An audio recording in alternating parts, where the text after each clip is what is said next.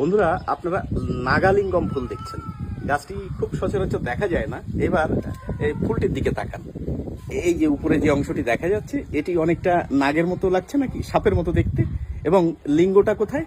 এই যে নিচের যে অংশটি দেখতে পাচ্ছেন, এই দেখুন চারিপাশে, এবং শিবলিঙ্গের মতো দেখা যাচ্ছে। সেই জন্যই এর নাম হচ্ছে নাগালিঙ্গম।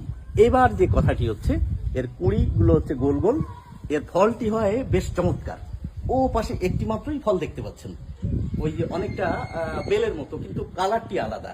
এবং অনেকে বলেন যে কামানের গোলার মতো, সেই জন্য ক্যানন বল এর সঙ্গে তুলনা করা হয়, এবং গাছটিকে বলা হয় ক্যানন বল ট্রি। তাছাড়া ওই ফলগুলি কিন্তু হাতির ভীষণ প্রিয়, সেই জন্য হাতির জোলাপও বলা হয়। যাই হোক, এই গাছটি কম দেখা গেলেও দেখা যায়। দেখুন কি পরিমাণে অসংখ্য অসংখ্য ফুল ধরে রয়েছে, অপূর্ব সুগন্ধ রয়েছে কিন্তু এই ফুলের। যাই হোক, এই গাছটি কোথায় অবস্থিত আপনাদের একটু জানিয়ে দিই। পাশেই দেখুন লেখা রয়েছে শ্রী শ্রী করুণাময়ী মন্দির আমডাঙ্গা। আমডাঙ্গাটি ঠিক কোথায়? উত্তর 24 পরগনা জেলায়। এবং পার্শ্ববর্তী পরিবেশটাও দেখুন, ভারী অপূর্ব। হ্যাঁ, তো সময় সুযোগ পেলে এই গাছটিকে অবশ্যই দেখতে আসবেন, মায়ের মন্দিরও দর্শন হয়ে যাবে।